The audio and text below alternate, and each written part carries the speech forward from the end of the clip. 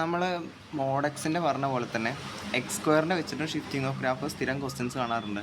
അപ്പോൾ അത് വന്നു കഴിഞ്ഞാൽ മെയിൻ എക്സാമിന് വന്നു കഴിഞ്ഞാൽ തെറ്റരുതെന്ന് കരുതിയിട്ടാണ് പറയുന്നത്. എക്സ് സ്ക്വയറിനെയും കൂടെ വെച്ചിട്ട് ഞാൻ 4 തരം ഷിഫ്റ്റിംഗ് കാണിച്ചു തരാം. വലത്തോട്ട് ഇടത്തോട്ട് മുകളിലേക്ക് താഴ്ത്തിവ് പോകുന്നത് എങ്ങനെയാണെന്നുള്ളത് നിങ്ങൾക്ക് ഏകദേശം ഐഡിയ കിട്ടിയിട്ടുണ്ടാവും. അപ്പോൾ അതിന് ഞാൻ നേരത്തെ പറഞ്ഞ പോലെ തന്നെ x square, x plus 2 whole square, x minus 2 whole square, ഇനി ബ്രാക്കറ്റിൻ്റെ പുറത്ത് x square plus 2, x square minus 2, ഇനി രണ്ടും കൂടെ മിക്സ് ചെയ്തിട്ട് ബ്രാക്കറ്റിന് അകത്തും ഒരു നമ്പർ പുറത്തും ഒരു നമ്പർ വന്നു കഴിഞ്ഞാൽ എങ്ങനെയാണ്, മൈനസ് എക്സ് സ്ക്വയർ വരുമ്പോൾ എങ്ങനെയാണ്. ഓക്കെ, മോഡെക്സ് വീഡിയോ കണ്ടവർക്ക് ഏകദേശം ധാരണ കിട്ടിയിട്ടുണ്ടാവും.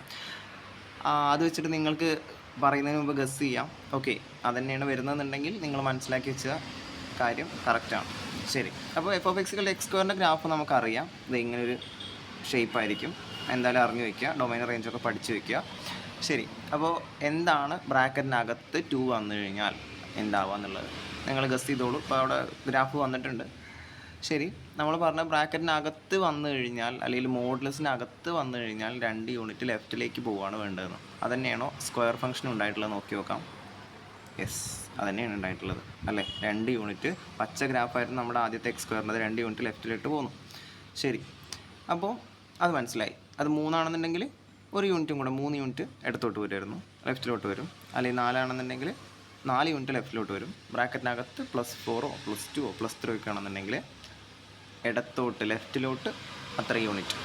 ശരി, ഇനി നമുക്ക് മൈനസ് ആണെന്നുണ്ടെങ്കിൽ ഇനി പറയേണ്ട കാര്യമില്ലല്ലോ. മൈനസ് ആണെന്നുണ്ടെങ്കിൽ എന്താ ഉണ്ടാവുക, പ്ലസ് മാറ്റി ഞാൻ മൈനസ് ആക്കി കൊടുത്തു കഴിഞ്ഞാൽ 2 യൂണിറ്റ് ലെഫ്റ്റിലോട്ടല്ല റൈറ്റിലോട്ട് 2 യൂണിറ്റ് മൂവ് ചെയ്തിട്ടുണ്ട്, ഷിഫ്റ്റ് ചെയ്തിട്ടുണ്ട് എന്ന് പറയാം.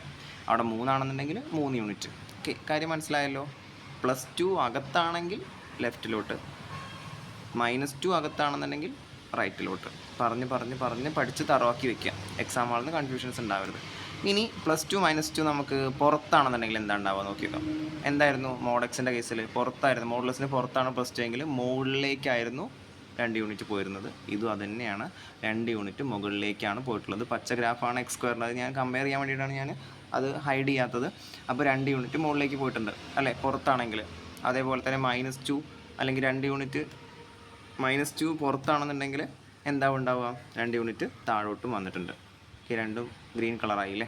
എന്തായാലും മുകളിലത്തെ ഇതാണ് എക്സ് സ്ക്വയറിൻ്റെ ഗ്രാഫ്. 2 യൂണിറ്റ് താഴേക്ക് പോകുന്നതാണ് നമ്മുടെ ഇപ്പോഴത്തെ എക്സ് സ്ക്വയർ -2 എന്ന ഗ്രാഫ്. മനസ്സിലായല്ലോ, വ്യത്യാസം മനസ്സിലായല്ലോ. ബ്രാക്കറ്റിനകത്താണ് നമ്പർ എന്നുണ്ടെങ്കിൽ ലെഫ്റ്റിലോട്ട്, ബ്രാക്കറ്റിന് പുറത്താണ് അല്ലെങ്കിൽ ബ്രാക്കറ്റിനകത്ത് നമ്പർ ആണെന്നുണ്ടെങ്കിൽ പ്ലസ് ആണെങ്കിൽ ലെഫ്റ്റിലോട്ട്, മൈനസ് ആണെങ്കിൽ റൈറ്റിലോട്ട്. അതുപോലെ ബ്രാക്കറ്റിന് പുറത്താണ് നമ്പറെങ്കിൽ അല്ലെങ്കിൽ സ്ക്വയറിന് പുറത്താണ് നമ്പറെങ്കിൽ 2 യൂണിറ്റ് മുകളിലേക്ക് അല്ലെങ്കിൽ 2 യൂണിറ്റ് താഴോട്ട്.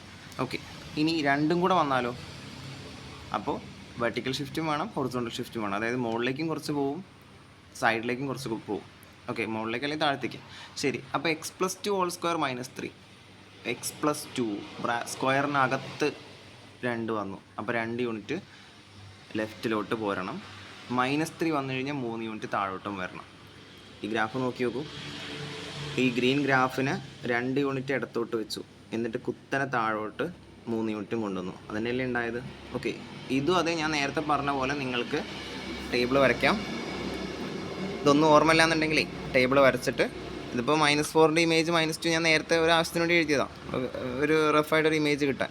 അത് ഫംഗ്ഷൻ അനുസരിച്ച് മാറും. അപ്പോൾ നിങ്ങൾ ഫംഗ്ഷനായിട്ട് ഇപ്പോൾ x+2 ഹോൾ സ്ക്വയർ -3 ഒക്കെയാണ് തന്നതെന്നുണ്ടെങ്കിൽ ശരിക്കും 2 മാർക്ക് കിട്ടാൻ നിങ്ങൾ ഈ ടേബിളും കൂടെ വരച്ചു കൊടുക്കണമെന്നാണ്.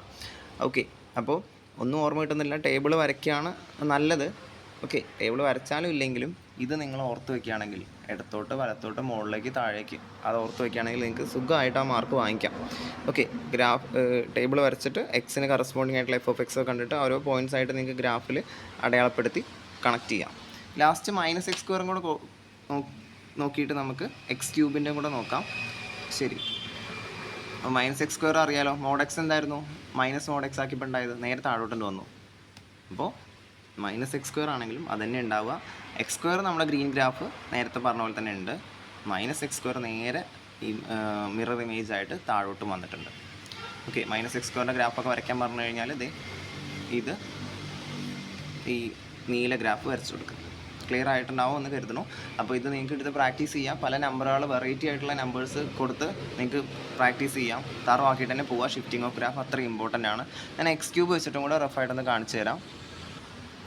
അപ്പോൾ ഞാൻ നേരത്തെ എല്ലാ സ്ക്വയറും മാറ്റിയിട്ട് ക്യൂബാക്കി കൊടുത്തിട്ടുണ്ട്. F of x equal to x cube എന്ന് പറഞ്ഞ ഗ്രാഫ് നമ്മൾ സിലബസിൽ പഠിക്കുന്നതാണ്, ടെക്സ്റ്റിൽ തന്നെ ഉണ്ട്. ഈ ഗ്രാഫ് എന്തായാലും നിങ്ങൾ പഠിച്ചു വെക്കണം. ഇങ്ങനൊരു വളഞ്ഞു നിൽക്കുന്ന ഒരു കർവായിട്ട്, ഓക്കെ, കർവായിട്ട് തന്നെ വരയ്ക്കണം. എക്സ് ക്യൂബിൻ്റെ ഗ്രാഫ് ഇങ്ങനെയാണ്. അതിൽ x plus two whole cube ആണെങ്കിൽ എന്താ വരിക, x minus two whole cube എന്താ വരിക, എക്സ് ക്യൂബ് പ്ലസ് ടു ആണെങ്കിൽ എന്താ വരിക, എക്സ് ക്യൂബ് മൈനസ് ടു ആണെങ്കിൽ നേരത്തെ ചെയ്ത പോലെ തന്നെ എന്താണ് ഓരോന്നിലുള്ള വ്യത്യാസം നമുക്ക് നോക്കി നോക്കാം.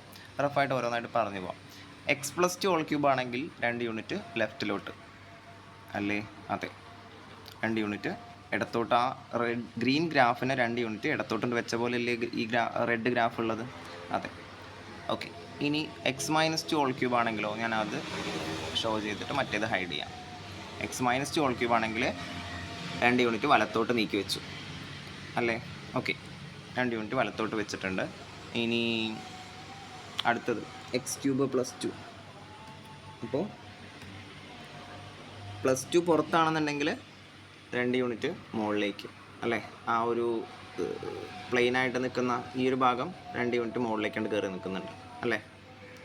പുറത്താണ് പ്ലസ് ടു എങ്കിൽ 2 യൂണിറ്റ് മുകളിലോട്ട്, മൈനസ് ടു ആണ് പുറത്തുനിന്നുണ്ടെങ്കിൽ 2 യൂണിറ്റ് താഴേക്ക് വന്ന് നിൽക്കുന്നുണ്ട്. ഓക്കെ, എക്സ് ക്യൂബിൻ്റെ ഗ്രാഫ് മുകളിലുണ്ട്, 2 യൂണിറ്റ് താഴേക്ക് വന്നിട്ട് നമ്മുടെ പുതിയ ഗ്രാഫ് ഷിഫ്റ്റായ ഗ്രാഫ്.